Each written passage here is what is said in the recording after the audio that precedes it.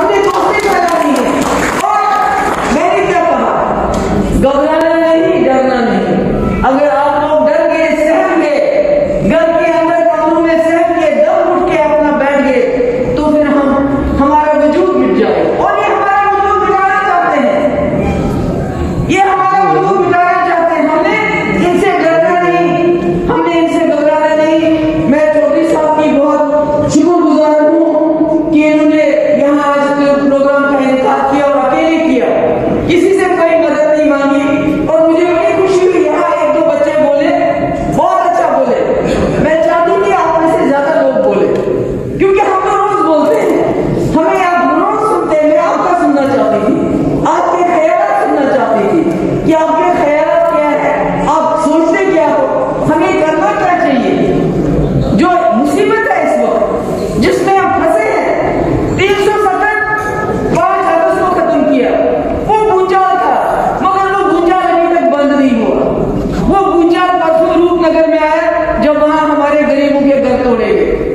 वो भूचाल कल श्रीनगर में आया जब एक नौजवान 20-22 साल का बच्चा सजाद गुल, जिसने एक वीडियो जहां लोग नारे लगा रहे थे, उसने वो अपलोड की, कोई झूठी वीडियो नहीं थी, उसको पर जमानत हुई और मर्डर केस में उसको कोर्ट में पहुंचा दिया।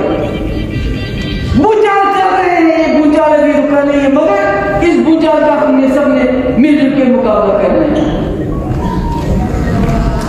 मैं आप सबकी शुक्रगुजार हूँ।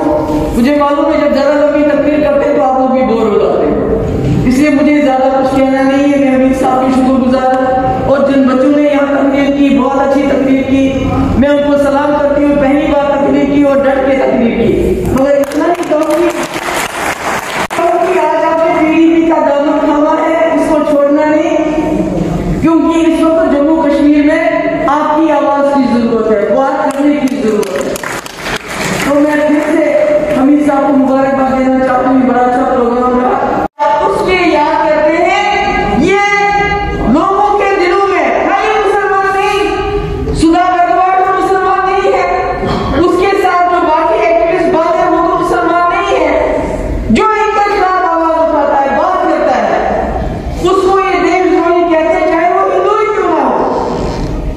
इसलिए जब ये बाबर की बात करते हैं, औरंगजेब की बात करते हैं, तो इनको यूपी में लोगों को देने के लिए, बोलने के लिए कुछ भी नहीं होता है। अगर होता तो अच्छे अस्पताल होते, गरीबी नहीं होती, नौकरियां होती लोगों के पास, तो वो कोविड में अपने प्यारों की लाशों को गंगा में नहीं बहाते। ये जो औरंगजेब और बाबर, इनको याद आता है इलेक्शन के टाइम में, क्यों आता है? ये हमको याद दिलाना चाहते हैं, गुजरात याद करो, दिल्ली याद करो, 84 के दंगे याद करो, ताकि हम डर जाए। पर डरना नहीं है, डरना नहीं है, डट के मुकाबला करना है। और कैसे मुकाबला करना है? कलम और कागज से, पत्थर से नहीं, बंदूक से नहीं, क्योंकि ये लोग चाहते हैं कि हम लोग तशद्दुद में उतर आए और इनको मौका मिले। किसी के पीछे यूएपी है, किसी के पीछे पीएस है, किसी के पीछे ईडी, कुछ ना कुछ काम करते रहते हैं। आप जवान हो, आप बच्चे हो, आप यंग हो, पढ़े लिखे हो, पढ़ रहे हो, पढ़ो, आगे पढ़ो, मगर कभी कभी हिस्ट्री में ऐसा मौका आता है कि जब आपको एक रोल करने का मौका मिलता है। अभी पिछले 50-70 साल तो चले गए, मगर 70 साल से पहले हिंदुस्तान के लोगों को मौका मिला इस मुल्क को आजाद करने का अंग्रेजों से, और आज हमें मौका है बीजेपी से जान छुड़ाने का। और ये उस आजादी से भी बड़ी आजादी होगी। क्यों? क्योंकि ये इस मुल्क के टुकड़े करना चाहते हैं, ये हिंदू मुसलमान को बांटना चाहते हैं, ये सिख ईसाई को बांटना चाहते हैं, सरकारों को खालिस्तानी बुलाते हैं, जो हिंदू इनके खिलाफ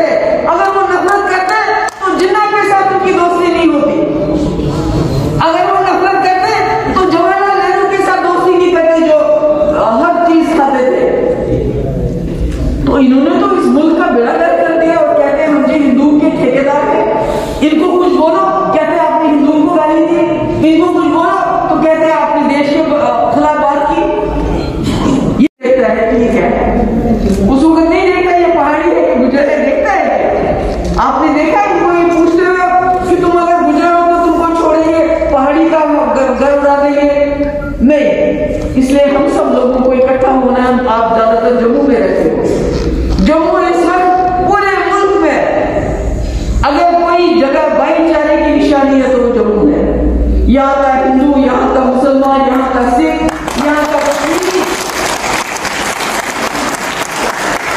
नहीं ऐसा माहौल नहीं है। कश्मीर में हम सिर्फ मुसलमान रह गए हैं और गिने चुने कुछ सरदार और कश्मीरी पंडित। मगर जम्मू में आप बाहर जाइए, आपको हिंदू भी नजर आएगा, मुसलमान भी, सिख भी, कश्मीरी भी, बौद्ध भी, हर इंसान नजर आता है। तो इसको बचाना है, इसी तरह से मुकाबला करना है। आपको तवारीख में एक मौका मिल रहा है, चुप रहना इज नो ऑप्शन। यानी चुप अगर हम रहेंगे बाजू ऐसे करके, वो हमारे पास मौका नहीं है, वो नहीं कर सकते, वो चारा नहीं है हमारे पास। हमें उठना है, खड़ा होना है, बोलना है, मुकाबला करना है। अगर हम मुकाबला नहीं करेंगे तो हम मारे जाएंगे। अभी आपने देखा क्या हो गया रूपनगर में। ये रूपनगर की बात नहीं है, कश्मीर में रोज जहां जहां देखते हैं जमीन है, यहां से निकालो, यहां से निकालो। अगर इनको इतना ही है कि जम्मू कश्मीर में तरक्की के लिए हमने जमीनें लेनी है, जो बिजनेस हाउसेज है उनको देनी है, वही तो कर रही है। आज मैं पढ़ रही थी 40,000 नए करोड़पति बन गए हैं, नए हिंदुस्तान के अंदर लखपति, करोड़पति, अरबपति बने हैं। मगर जो गरीब हैं उनकी तादाद दुगना हो गई है। यही है इनका राज कि जो गरीब है वो गरीब से गरीब होता जा रहा है, जो अमीर है वो अमीर से अमीर होता जा रहा है। हमारी नौकरियां बाहर जा रही है, हमारी जमीन बाहर की बिल्डर्स को